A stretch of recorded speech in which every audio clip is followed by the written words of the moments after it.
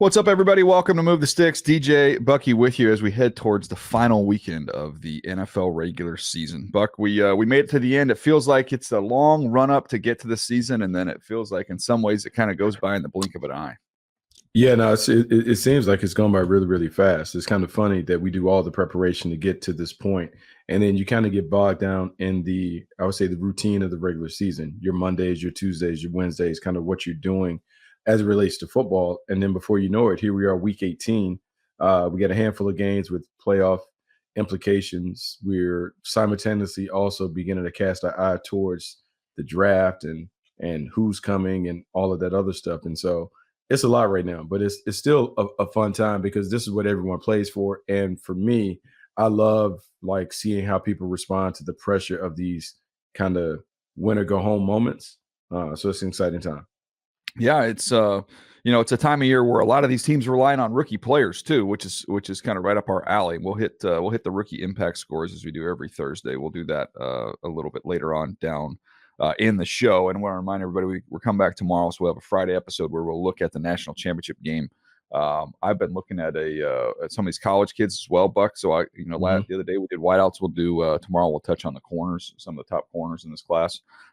So be on the lookout for that one. But as we stand right now, we're looking at some important games in the NFC. We talked about the AFC games the other day, which I think are the better games where both teams have a chance to make some noise. It's a little bit of a mix here in the NFC, but some intriguing games nonetheless. I thought we could just kind of roll through a couple of those quickly, starting with the Falcons at the Saints. So the Falcons are currently in the hunt. They can still actually win the division. If they win and Tampa loses, then Atlanta would clinch the NFC South, which seems crazy because it feels like it's been such a disappointing year for the Falcons. On the Saints side of things, the Saints clinch the South with a win and a Tampa Bay loss, or a New Orleans tie and a Tampa Bay loss. They clinch a playoff berth, would put them in a wild card spot with a win, a Seattle loss or tie, and a Green Bay loss or tie. Or New Orleans were to tie, Seattle were to lose, Green Bay were to lose. So a lot more paths for New Orleans to get into the tournament than the Falcons. But let's start with the Falcons. Does this feel crazy that I think they'll end up with a top 10 pick if they lose this game or they win the division? Yeah, no, it seems crazy, but I think the league has gotten exactly what they wanted. You have a bunch of teams that are hovering right around the midline, right around 9-8, 8-9, 10-7. And so you have all these games to have some kind of meaning. For the Atlanta Falcons, I think the disappointment probably comes from the outside because when you look at the way the team is constructed, it's like a fantasy football dream, right? You got skilled players, you got playmakers, you have all of those things, but it hasn't come together on the field. And look, Arthur Smith is a fan of the program. We both know Arthur, and he's kind of come under siege for, the inconsistency of the team. But my question to those that are after him, was it his decision to stick with the quarterbacks that they were doing, or was that a higher up decision? Because if you're the coach and you're hamstrung in terms of who you can go after to be the quarterback of your franchise when you have all these weapons, I don't know if that's a coaching deal or a personnel deal. That's the $1 million or ownership. That's the $1 million question that has to be answered before you can really hold him accountable for what he was tasked with doing. I was thinking about him the other day, and it was to me, it's so much of things are timing in your situation, right? So he had Tannehill as his quarterback in Tennessee, who was a good player during that run there, a good player, but never a top 5 type guy. Right. So it is kind of interesting to take, to be able to have enough success with a middle tier quarterback to launch yourself into get a head coaching job. And then you haven't had anything close to a top tier quarterback there. You just kind of wonder, like he's got his reputation that's established now, but man, I wonder if at night he's just like, can you imagine if I'd have just landed in, name other place where they have a top 5 quarterback, what my reputation and who I might be in this league, how different that might be. I think there's a lot of stuff, and ultimately, like he'll bear some responsibility for what it is because you have to coach the team that you have, and are there things that they could have done to kind of help play around the quarterback and stuff? And you can do that for a while, but eventually, if you don't have a quarterback, it catches up to you. There's only a ceiling in terms of how high and how far the team can go if you don't have an elite quarterback, and the other pieces of the team have to be operating at such a high level to overcome that. And they never were able to do that, not from a defensive standpoint, not from a way that they were kind of manufacturing the offense, whether it's the running game and those things. They just weren't able to get that done. But here they have, and if you're Arthur Smith and you're coaching for your job, like the only thing you can pour into is like, hey guys, if we win, we get into the postseason. It's crazy, right? Like maybe we win a game or two in the postseason and we can rewrite the narrative, because this is a team that has beaten some good teams on their schedule. Like they've risen up and done some things that have been good. And so I think this is all hands on deck. You do whatever you got to do to see if you can figure out a way to win it. But you have a quarterback and Heineke that's hurt. You have a quarterback in Desmond Ridder who probably doesn't have a lot of confidence that you have confidence in him. Look, it's tough sledding, but it can be done because we've seen it done before. No question. All right, New Orleans side of things.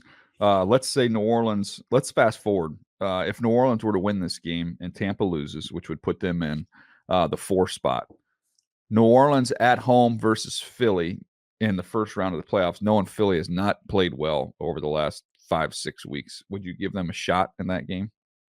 I would give them a shot because they have veterans, but man, they're I guess it's about as exciting as beige paint. You know what I'm saying? Like there's nothing really exciting about what the Saints do. And I'm surprised that that's the case, because coming in, you would think Derek Carr was going to kind of help jumpstart this offense. They have exciting players. You still have Alvin Kamara, even though he's a little older, Taysom Hill, Chris Olave has been terrific. You never knew what you were going to get from Michael Thomas, but they had enough offensive weapons where you thought that they would be good enough. And then defensively, it's an older defense, but it's one that has savvy and experience, and you thought they would play out. In a one-game scenario against a slumping Eagles team, yeah, they would have a shot if they got into it, because they would have to view it, the Saints would have to view it as the last dance. It has to be the last opportunity for they this have pushed team. this salary cap thing off every year. They push it off every year. The way this team has been constructed, this has to be the last dance, because at some point you have to infuse this team with young, more athletic, more dynamic players in the key roles. All right, last one, and we'll move on. Enough of this game. But is this a loser leave town match for the head coaches? It feels like it. I mean, it just kind of feels like it. That to me is like, what I it's what's crazy, right? You could win the division, you could not make the playoffs and lose your job. Like that feels like that's options on it. It feels like it. When we think about the NFL coaching cycles, the head coaching cycles, I think last year there were only 5 jobs that opened up. This year, you're not going to have that. On average, it's like 7 or 8 that go. So if we do the average, you had 5 last year, that means 10 this year. So it seems like it's a loser leave town match. And it's unfortunate, but it's just kind of the way to think. I think the bigger thing is, where are the head coaches going to come from? It's funny. I was working on a list the other day, putting it, and I'm like, that's 4 names. Where are the other ones? Right. And I know we want to talk about this, and I know people have kind of got it ready. So, like, we have people ready to punt on Bill Belichick when it's been proven that he still can coach. They just don't play right, but he still can coach. And so he's going to be out there. And I'm like, okay, well, who are the Patriots going to have? There's this deal with Mike Vrabel. His contract lapses, so I heard that, but then Lombardi came out and said that he was inaccurate. Oh, that's not wrong. 2 more years. He has 2 more years. Okay, because I was like, man, he's going to be a free agent. Good gosh, like back up the Brinks truck for him. That's accurate. Yeah. Okay. So, but it's a loser leave town match. It's going to be a challenge for both of these guys, like after the fact when it comes to it. But all right. Bucks, Panthers. I would say the Bucks are going to win this game. I know it's at Carolina. Carolina's terrible. My question on the Bucks, you feel like they're solidified now. Like Todd Bowles solidified himself. Baker Mayfield, even though he's had some hiccups along the way, feels like he's going to be their quarterback going into next year. They feel like, they got to figure out how to pay Mike Evans or what to do with him going into the future. But this doesn't feel to me like, this is a full scrap everything and kind of move forward with a new group, which before the season, it kind of felt like this was an in-between year, kind of a lame duck year for some folks. That feels like this group can come back together again next year. The biggest thing is I think they found that they have like a bridge to the future in Baker Mayfield. Baker Mayfield has been pretty good. Like, people will talk about the last game where he had some turnovers or whatever, but watching him the week before against the Jaguars, he was terrific. He is kind of settled in. He's kind of like the right kind of guy, I'll say, for that locker room. When you watch them play, the guys like him. And so if you think about the next 2, maybe 3 years, Baker Mayfield being the quarterback at the right number, I think it gives Jason Light enough flexibility to build the team, to kind of like rebuild and retool while still being able to compete. And look, it's not the perfect scenario, but it gives you an opportunity to continue to win games while you're trying to figure out, hey, how can we get this team back at a higher level? They have some intriguing pieces in place, and then they have an opportunity in the draft and free agency to add to that. Yeah, they win the division. So I think that's what's gonna end up happening there in the NFC South. All right, get to one more. We'll take a quick break. Vikings, Lions. Lions have the number 3 seed. They've clinched the North. They could get the 2 seed. They need to win and have losses by both the Cowboys and the Eagles. That's not going to happen. They're basically locked into the 3 seed. Vikings are in the hunt. They're still mathematically alive. They need to win, have a Green Bay loss, a Seattle loss, and a Tampa Bay loss. Or they could have win, a Green Bay loss, a Seattle loss, and a New Orleans loss. So a couple ways they could pull it off, but they'd have to win this game at the Lions. I mean, you give the Vikings any shot at all when they're going to go up against, what is it, Controlled Fury in Detroit this week? Yeah, it's look, the big thing for the Minnesota Vikings is at some point we talked about it, and the common denominator with all these teams that we're talking about is quarterback play. When you don't have consistent quarterback play, man, it just makes it hard. It just stresses the team so much. And you just think about Nick Mullins, Josh Dobbs, Javen Hall. Like, if they just had competent quarterback play, they would have been able to win. Even if the quarterback just didn't give the ball away. They have lost games just because of the turnovers from the quarterback position. That said, defensively, they can give you problems. I will say Matt LaFleur absolutely diced them up the other day with Jordan Love. But, I mean, they have an opportunity to win this, because who knows how the Detroit Lions will attack it. If you don't play Jared Goff, it kind of opens it up for them to win. And then we've seen, man, the last week of the season can be bananas when it comes to the scenarios playing out.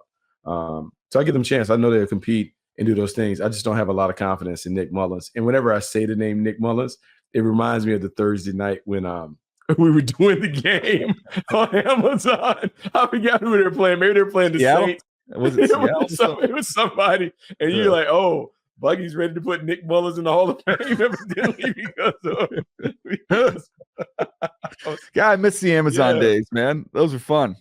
Oh yeah, I missed that a few different ways. Yeah, I missed that. That was a good time. That was a good time. Oh man, before there was a Manning cast, those that know. Those that know. Catch us on Twitch. Yes. Catch us on Twitch. 200 of our closest friends. It's a great 2-year run, though. It's a great 2-year run. Oh, that's amazing. All right, we're gonna take a quick break. We'll come back. We'll hit one more game. We'll hit these rookie impact scores. All right, Buck. Go ahead, fire it off here. I think this is our game of the week, right? It's time for the MTS game of the week, presented by DraftKings Sportsbook. This week, Chicago Bears at the Green Bay Packers. The spread is -3, favoring the Packers. The over/under is 44. And for disclosure, folks, this was a Nabil special. 100%. We're going down the schedule, and there are a lot of games that we could have talked about. I mean, the Bills and the Dolphins. Everybody's got this one circled as the game of the week. We got the Houston Texans taking on the Indianapolis Colts for the division. So many different things. Like the Jaguars got to win against Tyson, but here we are talking about the Chicago Bears and the Green Bay Packers. The Chicago Bears, who have the number 1 overall pick in the draft, wrapped up. It is a fight for Justin Fields to maybe save his job. And they're taking on the Green Bay Packers, who can go into the playoffs. So, yes, a lot of intrigue, a lot of excitement about this one. DJ, I'm fired up. Like my voice inflection has already changed, just being excited about it from so many different angles. But when you look at this game, let's talk about the Bears' vantage point first. What are you looking at from the Bears? Well, I'm thinking, if I'm a member of the Bears right now, that what I'm doing this week at practice is this. I'm just like, okay, if I just get my trail come down, I want to I gotta keep that right hand tight. I gotta stay nice and tight, get my hips through. Do we want to go to South Carolina to play, or we want to go to Florida? Maybe we want to go there. Do Cabo. Map this out? Do we want to have it in January or February? Like, when do we want to plan like some of these golf outings? Where's some of the places that we want to go? Yeah. We're trying to get vacation lined up. Game of the week, baby. Game of the week. Green Bay does have a lot to play for here. This is what Green Bay needs to do. Win and in. They win and they are in the playoffs. And there's a billion other scenarios involving them tying, where they could get in with a collection of other results. And then they would get in even if they lost with a Minnesota loss or tie, a Seattle loss, and a Tampa Bay loss, or New Orleans loss. So Tampa or New Orleans would be the last part of that. So a good opportunity for Green Bay to get into the postseason. Now, I'll give Green Bay's Nabil's Green Bay Packers this. In looking at all of their production from their first and second year players, something we've talked about a lot, and we'll get to with the rookie scores here in just a second. Man, if you're looking at futures, like if and this would be a good assignment for us. If we were to say, I read an article Daniel Poppard written on The Athletic. He was talking about somebody asked the question, what are the foundation pieces for the Chargers moving forward? Like if we were to do that project for the whole league and say, who are your 10 foundational players that you can build on for the next 7-8 years? The Green Bay Packers might be one of the top 5 teams in the league when you look at the young foundational pieces that they have.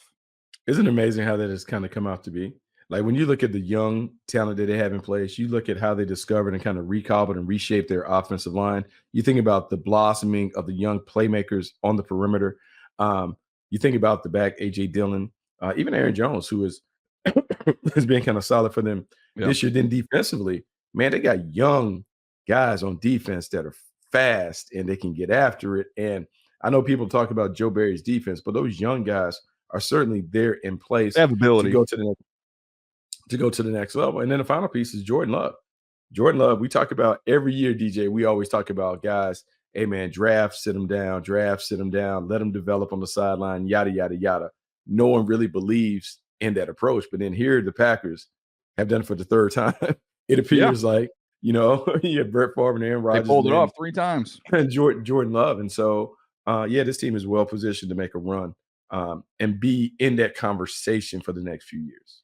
No doubt. On the Bears side of things, get ready. We'll save it, but the Fields versus the quarterback class conversation, that's going to start next week, and it's going to start in earnest, and a big decision for Ryan Poles in the offseason. It looks like by the sounds of the reports last week that Matt Eberflus will be back. So they'll have some continuity there as they embark on one of the bigger decisions that they're going to have to make really in their organization's history.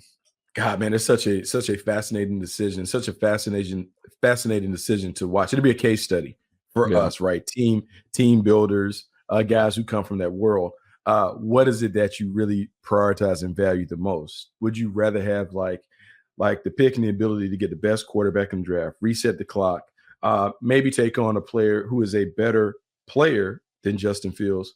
Or do you want to continue on the road where like it's kind of the X factor in team sports when it comes to winning, chemistry and continuity, and guys that like one another and guys that go for one another, because you're kind of playing this chemistry experiment where you remove him, you drop somebody else in.